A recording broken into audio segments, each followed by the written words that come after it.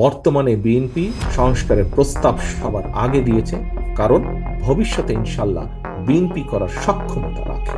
বছরের পর বছর নির্বাচনী থেকেও তিনি রয়েছেন আলোচনার কেন্দ্রবিন্দুতে।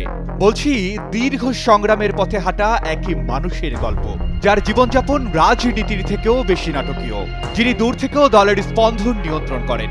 নির্যাতন, নির্বাসন কিংবা ষড়যন্ত্র সবকিছুকে পেছনে ফেলে এখনো স্বপ্ন দেখেন নতুন বাংলাদেশের। সেই স্বপ্নযোদ্ধার জীবনের বিশেষ এক দিনে ফিরে দেখা যাক কিভাবে তৈরি হয়েছে এই নেতৃত্বের চরিত্র। আজ 20 নভেম্বর, বাংলাদেশ জাতীয়তাবাদী দলের ভারপ্রাপ্ত চেয়ারম্যান তারেক রহমানের 61তম জন্মদিন। 1965 সালের এই দিনে বগুড়ায় জন্মগ্রহণ করেন তিনি। শহীদ রাষ্ট্রপতি জিয়াউর রহমান এবং 3 বারের সাবেক প্রধানমন্ত্রী বেগম খালেদা জিয়ার জ্যেষ্ঠ পুত্র হিসেবে জন্ম থেকেই তিনি রাজনীতির এক ঐতিহাসিক পরিবারের উত্তরাধিকারী। শৈশব থেকেই ছিল তারেক রহমানের সরল ও সংযত জীবনের পরিচয়। ঢাকা সেনানিবাসের শাহীন হাই স্কুল অ্যান্ড কলেজে শুরু তার স্কুল জীবন। বিনয়ী পরিবেশে বড় হওয়া এই ছেলেটি মাধ্যমিক ও উচ্চ মাধ্যমিকে কৃতিত্বের সাথে উত্তীর্ণ হন। পরবর্তীতে উচ্চশিক্ষার জন্য ভর্তি হন ঢাকা বিশ্ববিদ্যালয়ের আন্তর্জাতিক সম্পর্ক বিভাগে। পড়াশোনার পাশাপাশি তিনি গভীর মনোযোগ দেন রাজনৈতিক দর্শনের ভিত্তিতে। সক্রেটিস, প্লেটো, অ্যারিস্টটল কিংবা কার্ল মার্কস সবার চিন্তাধারা বোঝার চেষ্টা করেন। একই সময়ে তার মা খালেদা জিয়ার নেতৃত্ব দিচ্ছিলেন এরশাদ বিরোধী গণ আন্দোলনে। আর সেই উত্তাল রাজনীতির পরিবেশ তাকে প্রভাবিত করে ভবিষ্যতের রাজনৈতিক পথ চলায়। তারেক রহমান আনুষ্ঠানিকভাবে রাজনীতিতে প্রবেশ করেন 1988 সালে বগুড়ার গাবতলীতে বাংলাদেশ জাতীয়তাবাদী দলের প্রাথমিক সদস্যপদ গ্রহণের মাধ্যমে।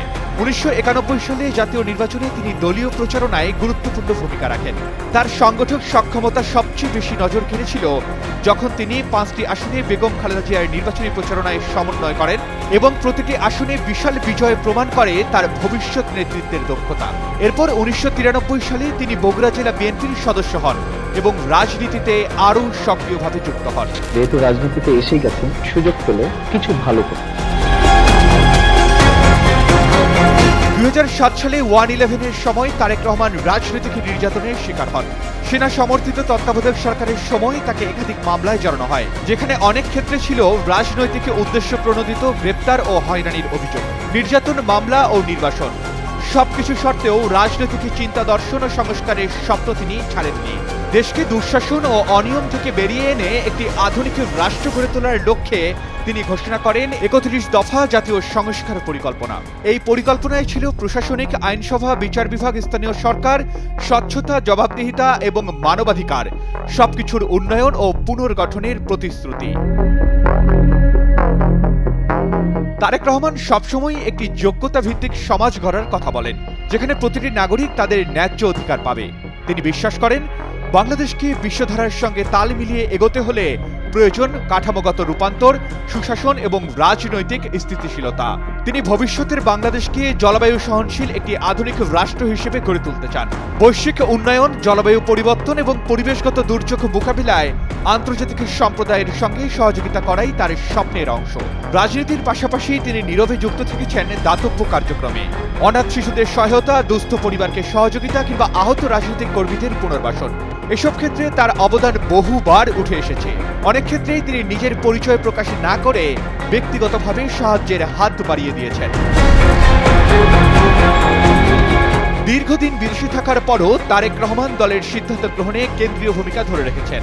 বিএনপির ভারপ্রাপ্ত চেয়ারম্যান হিসেবে তিনি দূর থেকে নেতৃত্ব দিলেও তার দর্শন, তার পরিকল্পনা এবং তার পুনর্গঠনের আহ্বান সবই দলের নীতি নির্ধারণের দৃঢ় প্রভাব ফেলছে।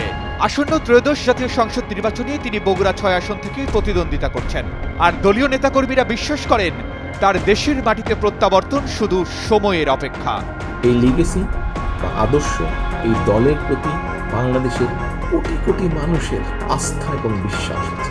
তারেক রহমানের 61তম জন্মদিন শুধু একজন নেতার জন্মদিন নয়, এটি রাজনৈতিক সংগ্রাম, দর্শন, নেতৃত্ব এবং ভবিষ্যতের বাংলাদেশ নিয়ে এক স্বপ্নের প্রতীক। তার যাত্রা বহু বিতর্ক ও বাধা পেরিয়ে আজও অটল। গণতন্ত্র, উন্নয়ন, মর্যাদা এবং ন্যায়ভিত্তিক রাষ্ট্র গঠনে যে স্বপ্ন তিনি দেখেন, সেটাই আজ দেশের কোটি মানুষের প্রত্যাশাকে আলোকিত করে। Arman Ali, daily star.